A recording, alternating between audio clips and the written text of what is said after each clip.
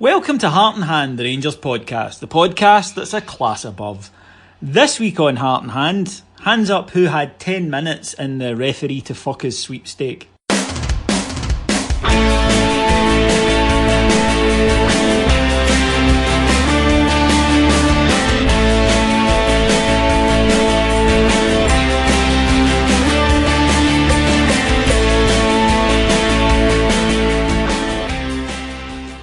So welcome to Heart and Hand, the Rangers podcast. My name's David Edgar. I'm your host, and joining me this week are two of our most interesting and wonderful guests. First of all, from Sunkissed Mexico, it's Mr. Cameron James Bell. Buenos dias, David. ¿Cómo está? 2:30, mate. Yeah, so you enjoying yourself? I was, up until certain referees decided to try and ruin it as best as they possibly could, but you don't take a holiday from Rangers, David. That's my viewpoint. No, and I like the fact that we said to Cammy, look, will you do any time that there's refereeing controversy? And he said, sure, and arranged to be able to do it from Mexico because he knew that it would take precisely 1 week. First game of the season, and here we go. And joining us from slightly less sunny Paisley is Mr. David Marshall. I think you'll find I'm sun-kissed Linwood, but I can't really do any Spanish introduction, so I'll just do a classic Linwood introduction, just say, alright. Yes, a bit of culture there. We've got culture from Spain and we've got culture from Linwood, so that's grand. Right, lads, let's kick things off. Rangers versus Aberdeen, opening league match of the season. Rangers, I thought, started very, very well. We're looking by far the dominant team, very comfortable, and like a lot of the performances so far, just very calm. And things seem to be going okay. Missed a good chance through Jamie Murphy. Looked as though Rangers were settling in for a good performance. After 10 minutes, breaking play, referee Kevin Clancy walks up to Alfredo Morelos, sends him a red card. Replays from Sky, and thankfully it was Sky who had this game, lads, because they take more than 3 cameras, unlike BT, or an iPhone, unlike the BBC.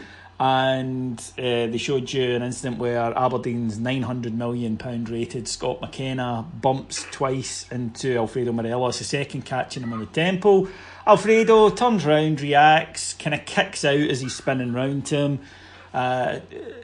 Did seem a little harsh to me. I do get the whole argument of Willies gave the referee a decision, but I did think it was 10 minutes into a new season. I think with any other club, the referee takes them aside, warns them both, tells them to calm down, and just gets on with it. But of course it's Rangers, so that doesn't happen. And Rangers are up against it from there in. So let's get straight to the heart of the matter. Cameron, you're a qualified referee. I know it wasn't the referee who sent him off. Well, I know it was, but I know that the decision came from the linesman, and I know that he's got to follow that. But it did seem somewhat extreme. It seemed he went from 0 to 60 in 4 seconds there. It did.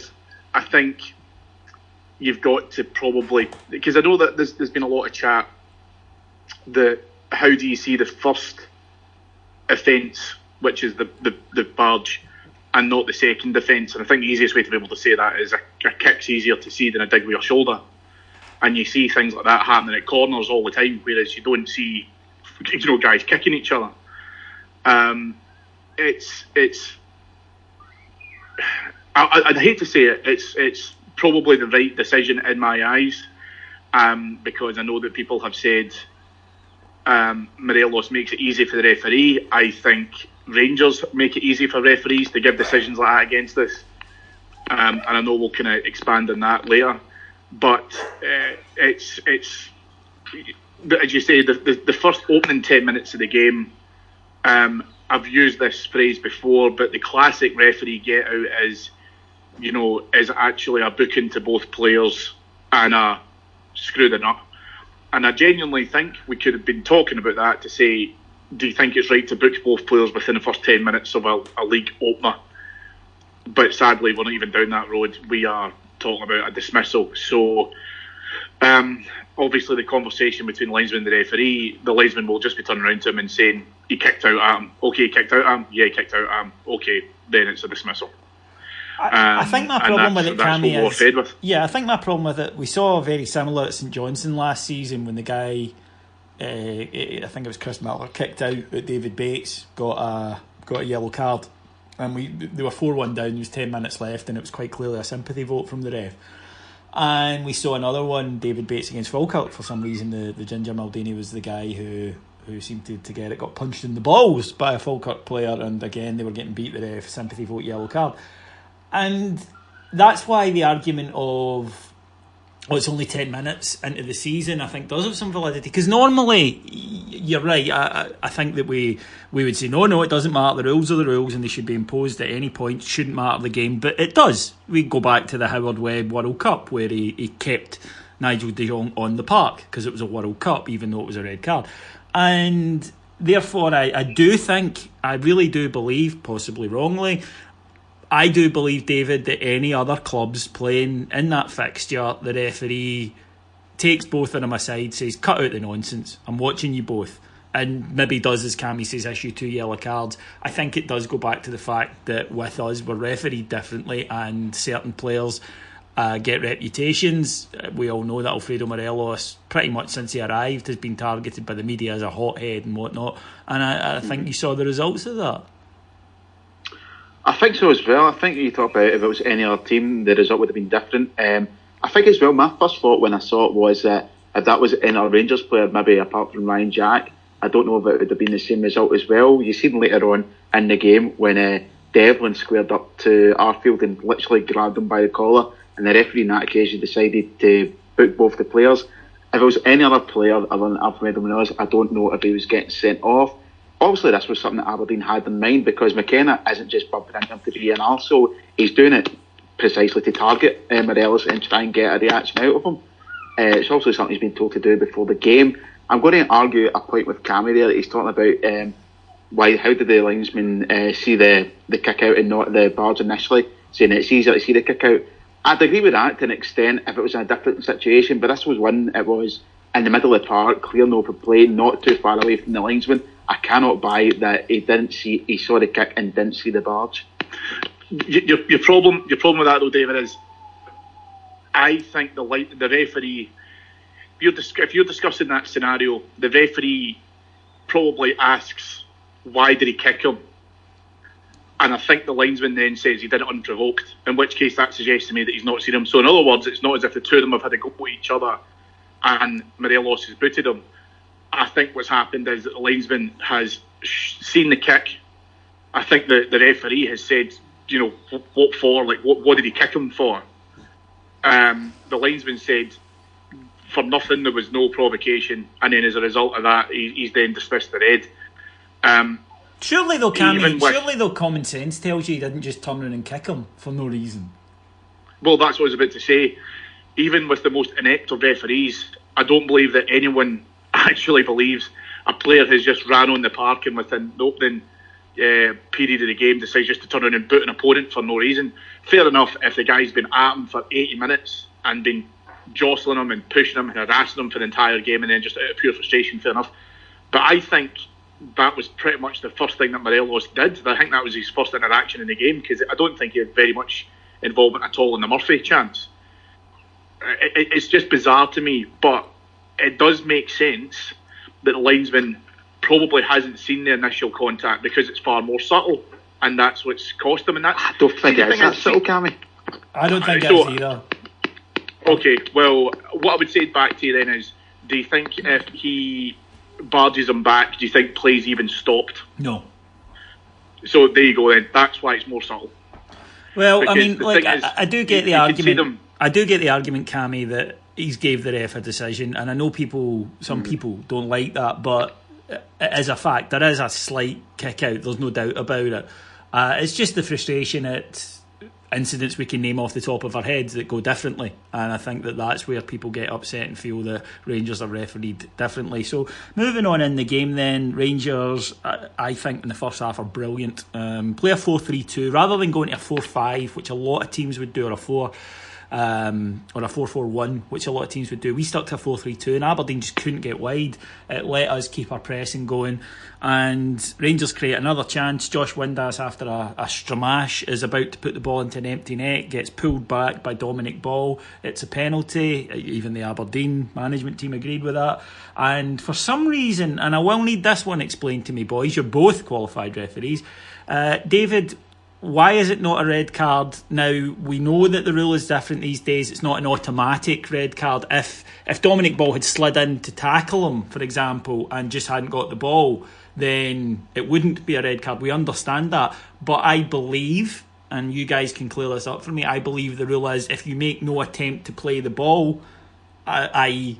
a pull, then it's a red card. So why is he still in the park? Oh, that's certainly my understanding of the rule. There has to be an attempt to play the ball. I don't know how you can look back in that, or even during the time, think that one Dominic Ball isn't stopping a clear goal scoring opportunity. If he doesn't impede Josh Windass, he's got to tap into an empty net. And, was Dominic Ball making an attempt to play the ball? Absolutely not. He's behind Windass. He's nowhere near the ball. I've seen a lot of people online saying, I can't believe that's not even a booking. The fact of the matter is, it's nothing. So for the referee to give the penalty and then not send Dominic Ball off, for me, that is just willful ignorance of the rules. It can be a booking. That's the kind of primary rule change. The rule change is such that it's what they call a triple punishment. So you're talking about the penalty award being given, you're talking about a dismissal, and then you're talking about a suspension for a straight red. So the problem you've got with this is referees don't have this excuse, but I'm going to say it anyway. What you need to do is you need to look at that entire segment of play and break it into initial phases. The reason as to why he's not been given a red card is not because of a deliberate attempt not to play the ball, it's because it's not classified as denying a goal scoring opportunity. Because the only way Clancy doesn't give a red card in that scenario is because he believes that another Aberdeen player is going to be capable of getting close to the ball, which is equally ridiculous.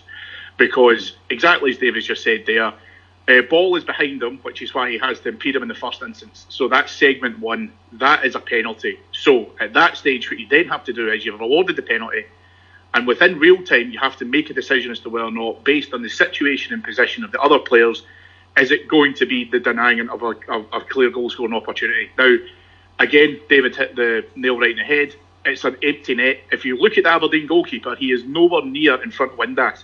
If that Aberdeen goalkeeper is centre of the goal or even further towards his right-hand post, then I would then say it's not a red card because he still has the keeper to beat. But even within that, he is hitting it into an empty net. It is the definition of denying a goal-scoring opportunity. And there is no Aberdeen player, because Ball is behind him and has already fouled him, there is no Aberdeen player within at least 5 yards of him. By the time that Windass is going to connect with that, if he's 3.5 yards out for goal, I'd be amazed. So, no, it is absolutely denying a goal-scoring opportunity, and it should have been a red card. That was, apart from the next one that we'll come on to, I'm sure, one of the worst decisions. That was actually worse than the Morelos decision for me. Yeah, I thought it was and I'd agree with that. I thought it was worse, but James Tavernier steps up, puts the ball away. Great penalty after a long delay as Karma catches up with McKenna, and he does his hamstring. He'll be out for 2 months. My heart bleeds purple piss. And Rangers go in at half time 1-0 up. Second half, Rangers do drop back throughout the half. Aberdeen had nothing. I mean, Aberdeen, it was long ball, and Rangers under Goldson and Katic eating it up. Maybe in the last 10, tired a little. I think you could see Rangers drop back. Aberdeen finally get a ball dropping, a second ball dropping to the young striker who'd come off the bench. He puts it away in injury time and nick a point. I was gutted, Cammy. I mean, I was genuinely gutted. Whereas after 10 minutes, if you told me you get a point here, I'd have been fantastic. But I really think we deserve 3 points. I thought we were so much better, that we were tactically better. I thought that we worked harder. I thought we were cleverer. We probably should have scored in the break. I mean, that's something we can talk about, but we wasted a couple of good opportunities on the break. But I was gutted at the end. Yeah, it's the second goal that for me kills us, because if we'd got that, Aberdeen would have absolutely faded into nothing. Even at that, they had very, very few ideas in the tank other than just simply playing a bit of a long ball. And it's frustrating, but it's frustrating because it's a game that you should have won. You're not saying, well, it's frustrating because we scraped a point. Actually, you're coming away from there thinking it should have been all three. And I think, as I kind of said to you, to you guys at the time. What it feels a lot like was the 0-0 game at Parkhead, where you're kind of going into it saying, please don't let this be a pumping. Then at half-time, you're saying, maybe we can get a point out of this. And then by the end of the game, you're thinking, Jesus Christ, how did we not win that? And actually, there's plenty of other teams that we've seen go up there under the guise of being Rangers teams, I might add, who absolutely would have folded after Morelos got sent off. As soon as they had that level of disadvantage, they would have absolutely capitulated. I think that it says a lot about Aberdeen, the reaction, the goal that went in. Remember we got pulled up for over-celebrating a winner? For Hill. Yeah, they got a draw against 10 men for 80 minutes, but anyway, there had been quite a few media reports about Rangers are disrespectful, talking about going after Celtic. They need to overcome Aberdeen, and we saw that. But we are so much better than Aberdeen, and the manager's comments were a class above, and the sheet kind of clung to, it was after a draw. They've taken 2 points out of 15 against us, and we've been rotten. We're significantly better now. David, the reason we're disrespectful of Aberdeen is because the manager's been there for 5 years and they hit the ball long to big strikers, and that's it. And fair play to them, it seems to work against a lot of teams. I don't think it will this season without McLean and Christie there. But overall, the reason that we're disrespectful of Aberdeen is we're so much fucking better than them.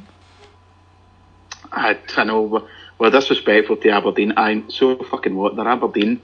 The best comeback I seen to that on Twitter last night was somebody saying, we're a level above Aberdeen. Well, we're playing in Europe on Thursday. They're not. That's why we're a level above them. I don't know how you can explain it any more simply than that in footballing terms. No, it's a puzzler, Cammy, this kind of rivalry that the media seem desperate to stir up, which is, of course, a dig at us in saying that we can't compete with our beloved Celtic, and we get that. But, after that match, as disappointed as we all are, and you can point to flaws, you can absolutely point to flaws and saying we should have done better on the break, we made a mistake for the goal.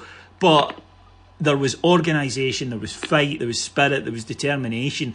And does any Rangers fan have any fear of playing any SPFL team, with the obvious, and I wouldn't say fear, but with the obvious exception of playing Celtic, who we understand are significantly better than the rest of them?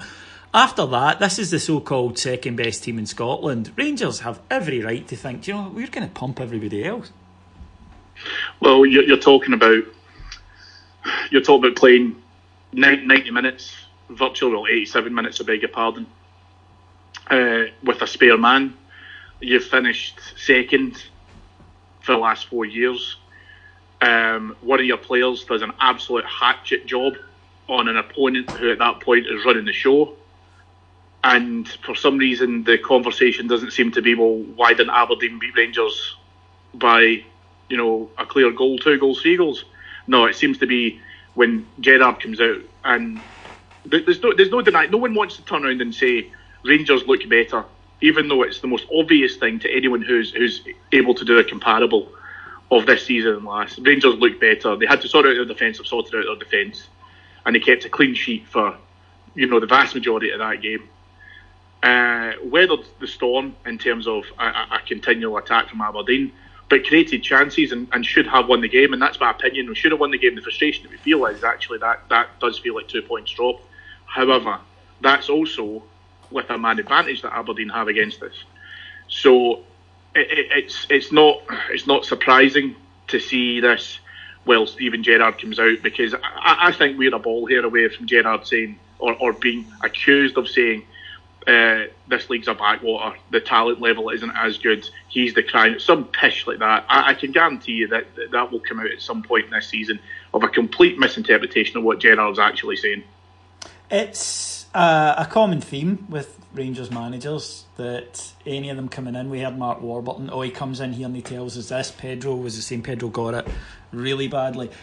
The difference this time, David, is this is Stephen fucking Gerrard, right? And I did see last night BBC irritant Michael Stewart saying, as usual, Rangers fans think one thing, the rest of the world think another. I'm like, no, the rest of the world don't. You do, and your comrades. But the fact is, the media, I think, have to get in their heads that if Stephen Gerrard walks into a little unsuccessful country and says something, and much in the way Brendan Rodgers did, and of course he he is held up by them rather than criticised. But if he comes in and points out things, then the rest of the world don't go, well, if Michael Stewart says that he's right, then that he's wrong, then Steven Gerrard must be wrong. They think, yep, Stevie G's right there. I like the fact, David, that our boss just came out straight away and said, yep, we know that decisions don't go for us. This is because he doesn't give a flying fuck about the rest of Scottish football, and he's going to build at Rangers the proper siege mentality that's required when you're up against it. He's not a bridge builder. He's a let's fuck everybody else, and I like that. I mean, first thing first, not only does he not give a fuck about the rest of Scottish football, he has no idea who guys like Michael Stewart or Tam McManus, who were fairly poor footballers and proven to be even worse pundits, are.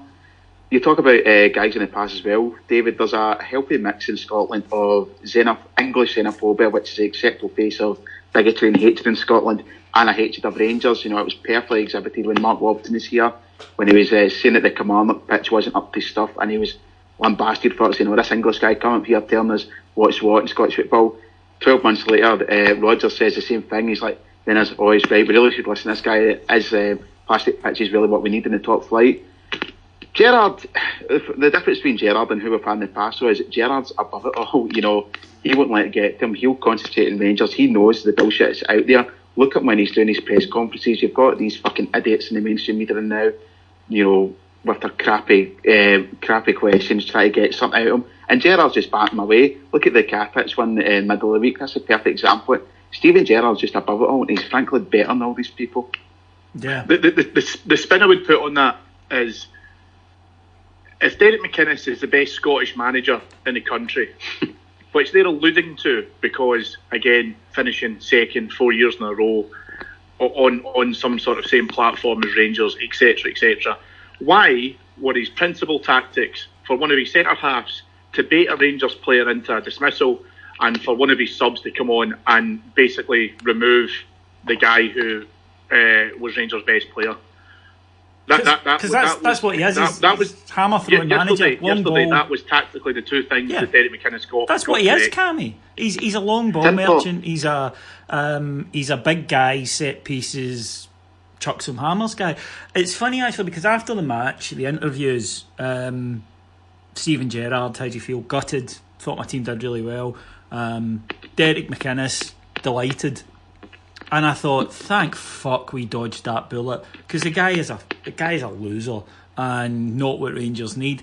And he can't, I don't trust people who can't get clothes to fit them. And we saw that yesterday with that shirt. In terms of, it was a toss-up between who had the best rearguard action, defensive performance between Goldson and Katic and his shirt buttons yesterday. So it was a toss-up about who really had to keep it in. But I do think that it showed you the difference in class between the clubs and the manager and the expectation level, and that's why they're not our rivals. But we've spent a lot of time on negative stuff, and we will come back to referees in a minute. But I want to talk about positives, because there were a lot of positives for Rangers yesterday. The biggest one for me, and I think we need to take a couple of minutes to praise him and then get stuck into that fucking Game of Thrones twat that came on and injured him. Ryan Jack, 2 matches, Osijek, and now the absolutely magnificent Cammy. Phenomenal. Yes. His work rate yesterday was just absolutely fantastic. But not only that, his awareness of where his teammates were. If he got into a bit of a cul-de-sac, he knew how to work himself out of it because he get closed down really quickly, again, benefit of the spare man, etc. The amount of times where it looked like he could have got himself into trouble, he just very calmly opened up slightly, lifted his head up, been able to find a spare man, played the ball out. And if you can do that against a team who are trying to press you and harry you, you will absolutely frustrate them. But just absolutely, and to do that at Pittodrie as well, given the level of abuse he was taking, just absolutely phenomenal. He really was just absolutely fantastic. David, it's a case of someone who has, maybe, look, when Steven Gerrard came in, I doubt he thought Ryan Jack's going to be a key player for me. It's someone who has been inspired by, it's a big name, been inspired by the coaching and clearly is improving as a player under it. Mm-hmm. I think watching back the game yesterday, David, for about 60 minutes after we got the red card and we scored, watching it back, the one word that was coming through my mind through all it was, this is so comfortable. And I think that was primarily down to Ryan Jack. I don't think it's any coincidence that our midfield started to deteriorate a wee bit after he got taken off. Again, I think if Jack wants to be in Gerrard's plans, he's certainly going a long way to show that he is available there for Gerrard. You've seen the embrace he got from the manager when he came off yesterday. If he wasn't in Gerrard's plans before this season, he's certainly making a massive case for himself now. Two massive games this week, and Ryan Jack's been man of the match in both of them for me. I would have taken a concussion to get a kiss off Steven Gerrard. Same. Yeah, absolutely. The offer's there, Stevie. But any time, and someone accused me of having an unhealthy love for Steven Gerrard last night, and I just pointed out, how can you say that when you wouldn't even break into his house at 3 a.m. to see if he needed anything for the 24-hour garage? I would. That's the difference. But we shall see. One point I'm going to find him, and then it's going to be like misery with Kathy Bates and James Caan. But you can let him in your own house. He has asked me to stop sending for you to stop sending him vials of your blood. Well, you never knows when he might need them. That's short-term thinking, Gaffer. And also, I am so impressed with the two centre-backs so far. And look, we always have the worry with new players, David, understandably, that Scottish football is different. It's quirky, it's more physical, everyone plays 100 miles an hour against us. Yesterday, we played one of the two most physical teams in Scotland at their ground with their fans who go bongo at the very sight of us. They had a man advantage. They had, big guys all over the park. Our team did not wilt in the slightest with it, and the two centre-backs in particular strolled it, I thought, up until the last 10 when they did get tired. Mm-hmm. Absolutely, I thought we were solid throughout the back four yesterday, particularly in the middle. It's just such an upgrade from what we had 6 months ago, ending last season. Our defence was absolutely dire to nightmare situations, but Coulson and Katic now, I love the two big guys already. I think they're going to be really big players for us, and it's a weight off our mind as well.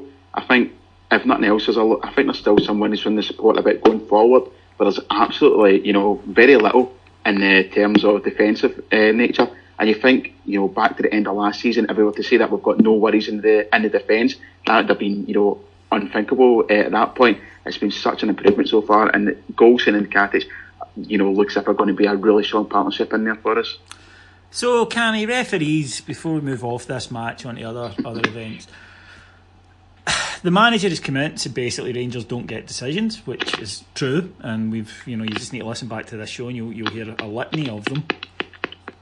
And it does certainly seem something that the Rangers fans feel and can point to incident after incident. You literally every game there's something. Is it a case of they're just bad? And I think in the case of Kevin Clancy, if you want to make the argument that he's just a fucking atrocious referee, then you certainly can. Or is it a case of something more sinister? I don't think it's. So I don't believe that referees are bent. I've got to be honest. I don't think they're smart enough to be subtle enough to be bent. There is a campaign, and I will say this and use that language, of far too many honest mistakes, because I believe it's, and I said this at the top of the show, it's easy to give decisions against Rangers because there's no repercussion. There's no call out for it. I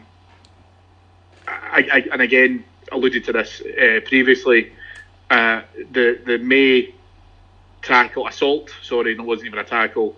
Was the worst decision of yesterday. It wasn't Morelos, and it wasn't Goldson, and it wasn't Arfield, and it wasn't Windass. It was the May challenge yesterday. That was absolute.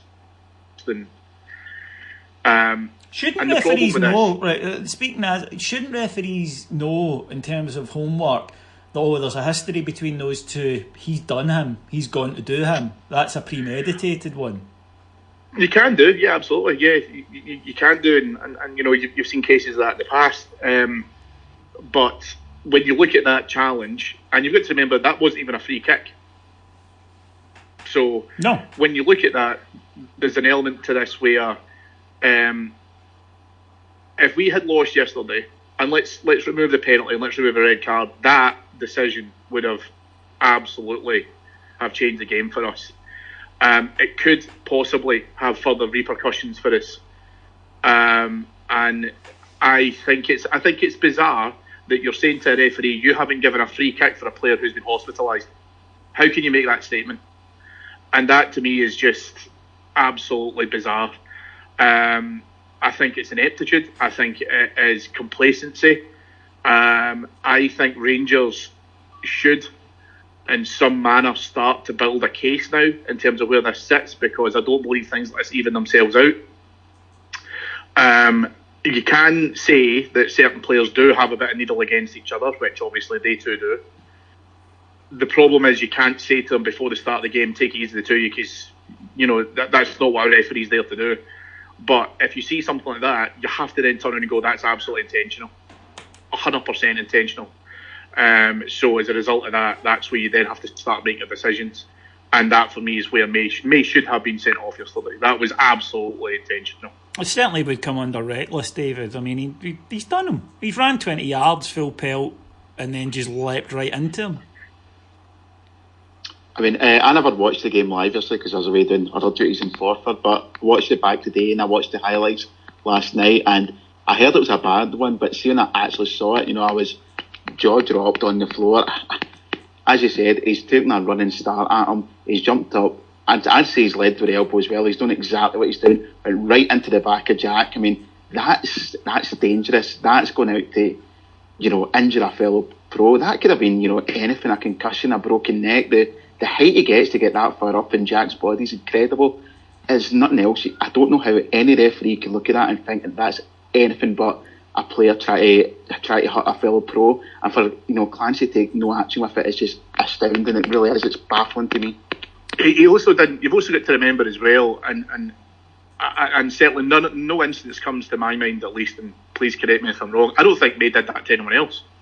No, God, no. So that's how you know he's doing it to Jack. And let's not play victims here, right? I understand why he does that, because we remember the challenge last season. Now, I defended Jack in that challenge, I might add as well. I'm not saying Jack was at fault there. But this comes back to your point, Edgar, about it's about if there's history between those two players, you then have to understand, okay, so if he goes in for a challenge against them, is it because of that history? And that is the only reason why that happened yesterday. That is the only reason why that happened. Not because he had an intent to win the ball, not because he just saw a blue shirt. It's because he saw Ryan Jack. And it's an easy challenge to make, because it gets all the home fans off their seats. Yeah, he knew what he was doing, absolutely, and and he's put Ryan Jack in the hospital. And again, Aberdeen win the trophy that they crave, which is injuring a Rangers player. That's all they have. There's nothing more tragic than the Aberdeen support. They really are pathetic.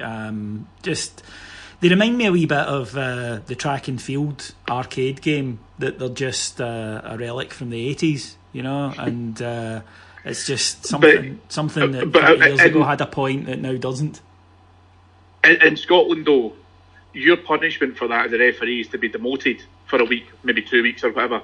So apart from the fact that you're now robbing those paying fans of a decent game, of a decent level of entertainment, because you're going to have a negative influence in the game because you're inept, you're also now endangering other players.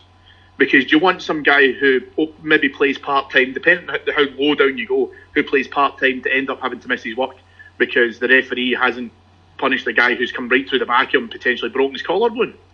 Exactly. It's a disgrace, and this is the kind of thing the Rangers need to come back with. Just because there wasn't punishment at the time of it, Rangers have to come out and say, we're trying to compete in Europe to increase this country's coefficient, which your national team couldn't dream of doing at the moment. We're trying to do this just now, and now we're having to miss a Scottish player missing that game because your referee hasn't protected him well enough and then taking the resultant action that has had to happen. So May's now got away with it. What's to stop him doing it again in December? Well, there's certainly no incentive not to. It's a fact. Yeah. No, absolutely. But moving on then, lads. We'll move on to Europe, where Rangers got through against Osijek after a 1-1 draw at Ibrox. And again, another good performance. Looked very comfortable. Nikola Katic getting the goal in the second half. Osijek struck back with a goal from Barisic. More on him later. In the last minute, ensuring a nervous last couple of minutes. But we got through. There was some trouble outside the ground when Croatian ultras attacked Rangers supporters, and allegations that there were Celtic supporters involved in that as well, from a bar in one of the kind of seedier parts of Glasgow, had been, shall we say, stoking the flames. But I don't have an awful lot of sympathy for the Croatian supporters, David. I don't. They came looking for trouble, and unfortunately for them, they got it. Rangers fans do not have a history of attacking fans outside the ground. It's not something that we experience. And if you're going to come and attack supporters going about their business, I don't think you've got a lot of moral authority to complain when you get it back. No, I'd agree with that. Other side of it, MD that's carrying a knife in today's day and age, I've got absolutely no time for and don't want to be associated with. But for guys to come over here, some of these arseholes with fucking MMA gloves and gum shields on. Yeah. They came looking for trouble, they found it, and two of them end up in hospital. Do you have any sympathy for them? Absolutely fucking not. No, it's very difficult not to. Cammy, that was a good result because Osijek were a good team, and I was watching the game in the stand the other night, and I actually think this is a good game. These are two evenly matched sides. And then it hit me, I was like, two evenly matched sides, that's not something we could have said last season, because they're a decent side. As we said, they knocked out PSV Eindhoven last year. You could see what they did. Rangers had to do well to get through that tie. They did, but what I enjoyed probably best, actually maybe across the two legs, I think, was I thought Osijek were really physical, which I quite liked as a good test. Because it's one thing that we were far too soft previously. I will give a bit of a shout out as well that although it proved to not really matter in the end, the goal in the second leg of the tie just highlighted the importance of what a great save McGregor had at the end in the first leg of the tie, because that does change things in its head slightly. So real kudos to McGregor coming in for that. He's done very, very well for us. But the game on Thursday for me just felt like a good test for us to be able to say, right now, yes, it's still pre-season, it's all that kind of stuff as well. But how quickly can you rise to the challenge of being able to do this? And I think to a man, every single Rangers player could come off that park on Thursday feeling quite proud of everything that he contributed. Again, I know we touched on it, but Jack, again, phenomenal. Just absolutely proving that you can play well against Aberdeen, but you can also play well in Europe as well, and that's a great hallmark for him. Yeah, moving forward. Now, David, Maribor on Thursday night, old foes of ours, of course. Good record against Scottish teams the last few years, Maribor. Decent record all in. Maribor, they have been in the Champions League the last few years. Okay, they've had whippings in it, but so Celtic, for teams for smaller nations, it is difficult once you reach there because of the financial disparity. We accept that. But to get there, you've got to be pretty decent, and I think this is going to be a very, very difficult tie. It's another step up from Osijek. I think we can do it, but we're going to have to be at our best, not make mistakes defensively, and the key thing for me is if we have opportunities, we've got to take them. Yeah, absolutely. I'd agree with that totally. I think we missed quite a few chances against Osijek, especially at Ibrox during the week there. I don't think if we miss chances will be, quite the same leeway as we did against Osijek. But I think it will be the similar tie. I think it will be, two games that you're going to need to win. We're not going to be able to saunter through these ties. We'll not get, I don't think we'll get lucky in these ties. I don't know much about Maribor.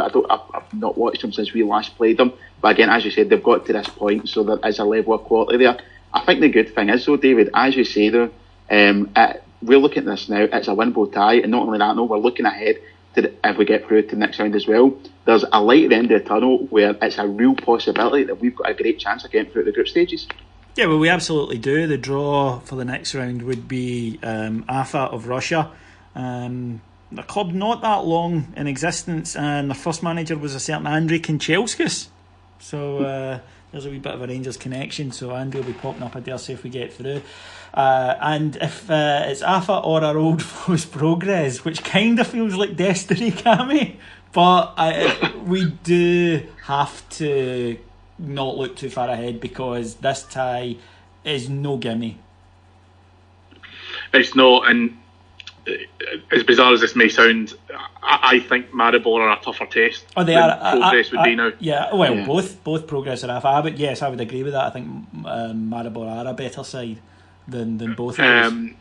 Yeah, so kind of similar to what David said, I've not seen too much of them since we obviously played them previously, but they do have a European pedigree. We've got a good bit of momentum now, and we absolutely have no reason to fear anyone. We need to take chances. We can't be profligate in front of goal, as we've probably seen. Actually, I would probably say more against Aberdeen rather than I would against Osijek.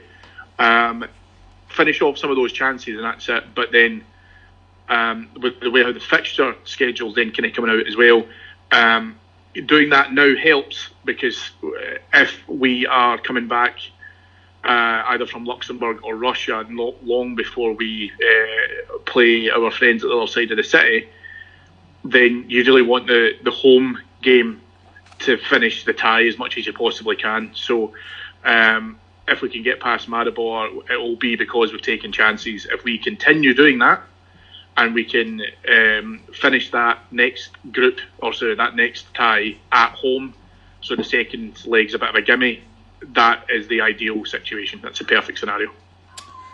David, one of the outcomes of the tie against Osijek was that it looks as though Rangers are going to sign their goal scorer, and I think quite clearly their best player over the two games, Borna Barisic, more like, for round about £2 million. Left-sided player, can play full-back, wing-back or central defence as part of a three, which clearly has been something Steven Gerrard has been after all summer. I've got to be honest and say I'm quite excited about this, because I think this boy looked really fucking talented. Yeah, I totally agree. I think they are a clear standout in the two ties that we played against, two legs we played against them, sorry.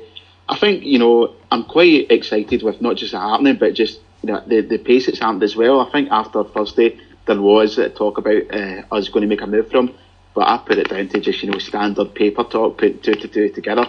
But here we are, less than a week later, and the guy, as of recording, is at Auchenhowie. He's getting his medical done. It looks to be just about a done deal. Again, it's if nothing else, it's an improvement for what we've had last year. Again, the guy looks superb. He looked solid, and he looked really good bombing up the wing as well. I'm really excited. It's building this anticipation for what we've got ahead under Gerrard. I think Alex when we were talking to Alex during our group chat, he made a good point today as well. One thing you can't accuse Steven Gerrard of is not having a plan and not have a way of how he wants to set out. He's clearly got an idea of the kind of guy he wants in and how he wants us to be playing football. Now, there were a couple of incidents this week that I want to chat about, because I think they say a lot about where Scotland is in relation to our place in it in 2018. The first one, I'm sure you will have seen the videos, folk. Nacho Novo being abused at Belfast Airport by a Celtic supporter. Some really horrible videos that we were unfortunately forced to have a look at. Just appalling behaviour, and it comes on the back, Cammy, of Russell Martin being abused. It comes on the back of the Scottish Cup final 2016 where our players were attacked. It comes on the back of Motherwell where our players were attacked. This is not something that happens in isolation, nor is it something that is happening less, and nor is it something that is being dealt with and it's being allowed to fester, and when you allow problems to fester, it gets worse.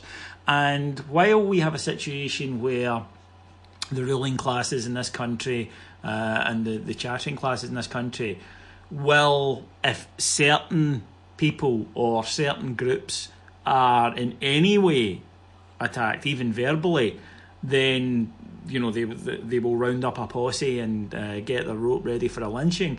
But when it happens to anybody or anything connected to Rangers, it seems to have a different reaction. It does, but there's a, I want to say, an evolution certainly to some of these instances. There's no evolution to that fucker that was abusing Nacho. Yeah, well, obviously he is the exception to the rule, isn't he? But I think what will happen within some of these scenarios will be, you can walk up to a Rangers player and call him a hun, and people will get a laugh out of it. And then what you can do is you can take hun scum banners into Parkhead, no action will be taken. And then what you can do is you can put effigies hanging from the tiers at Parkhead, nothing will be done of it. And what tends to happen now, and what you're kind of seeing, and especially with that absolute troglodyte, is a level of escalation of where, acceptable behaviour is completely removed, but also there's no overriding condemnation of stages 1, 2, 3. Now you're kind of going up this ladder, if you will, in terms of how far can you get away with. The difference for me with that idiot was what he's clearly trying to do. If you've had, the misfortune to have to watch those videos, is he's trying to bait Novo because he wants a reaction. And before he has now deleted his social media, actually his pages were all private, but he publicly posted that video because he wanted people to see what a laugh it was. So not only does he not realise what an absolutely reprehensible level of behaviour that is for one adult to treat another adult, he's celebrating it, and he's been egged on in the videos by his pals, and what he's clearly trying to do is bait a guy who has not long had major heart surgery into some sort of violent confrontation, so it makes him appear what he really wants to be. And at the true heart of all of their mindset, David, is a victim. He wants to be the victim, and Novo, thankfully, because he's far too sensible, doesn't bite. You're absolutely correct. In an alternate dimension, that happens to Scott Brown. Anything else happens like that, that's a major story. And certain figures, political figures in Scotland, would absolutely love the opportunity to be able to comment and things like that. However, now what you've seen is no comment coming out, because again, the agenda doesn't suit what they want it to be.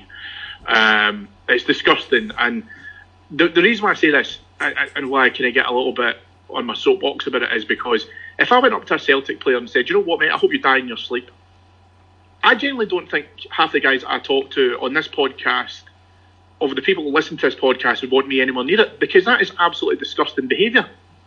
It is out of order, and you can't say that to people. You can't say that to another human being. Now, you know Celtic fans, I know Celtic fans, I work with Celtic fans, and by and large, some of them are okay. Some of them, are obviously absolute yahoos, but you have to take people as you find them. But by and large, you can get on with most people, because you know what, you've got a degree of common sense in your head, and you just know where the line is. That guy is an absolute scumbag, and I'm not a huge fan of witch hunts. That guy deserves everything that's going to come to him. The reason that I mentioned this is I did want to contrast it with something you pointed out, this desire to be a victim, and as you say, that's exactly what the guy wants. He wants Nacho. He wants to bait Nacho into having a swing at him. That's exactly what he wants to do. And this fetishisation of victimhood that we get from supporters of other clubs is bizarre. And I'll give you a quite comedic example that I noticed on social media, but I think it does tap into the larger narrative here, which is a chap posted, one of the Rangers supporters' buses stopped in Stonehaven today, and their fans went down to the beach at the harbour, shouted at my father-in-law, who was there with my eldest son, who is 3, then kicked their sandcastles over as they left. Now that didn't happen. Right, let's just be. Later on in his tale, he tried to say, "Oh, my father-in-law's actually a Rangers fan," and we're like, "So wait a minute."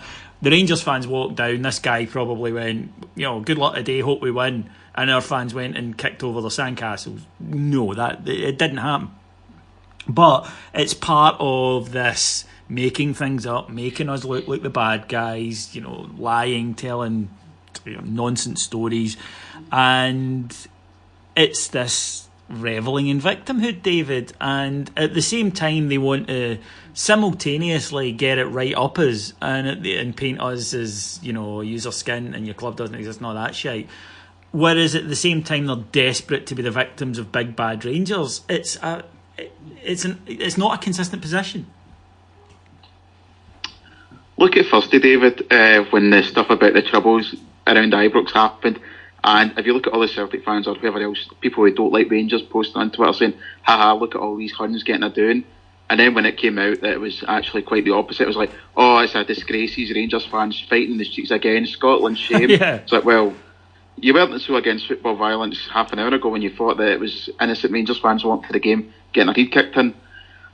It goes back again, David, something I said earlier in the show about, you know, the acceptable face of hatred in Scotland.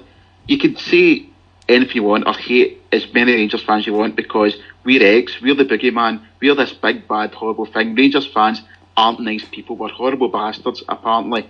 So if we're that bad, then, you know, you can do what you want about us because we're fucking horrible. We go out and we kick sandcastles down without any provocation, apparently. I had an argument about this in uni recently with people I go there with, and it was about somebody, one of the guys in class, I can't remember, called me a Hun or something. And it wasn't said with malice, it said in a kind of banter kind of way. But, to be honest, I don't want anybody calling me a Hun or an orange bastard or anything like that, because it's a sectarian term, it's abuse, yeah. Exactly, but the point as well, they call me a Hun, but they wouldn't go and call a Celtic fan, you know, the equivalent. And deal with that for no other reason than I'm raised better than that. But if somebody else was to, the same guy was to go and call a Celtic fan that, then everyone else would react going, oh, hold on, you can't say that. Nobody reacted when I get called a Hun or an orange bastard because that's acceptable.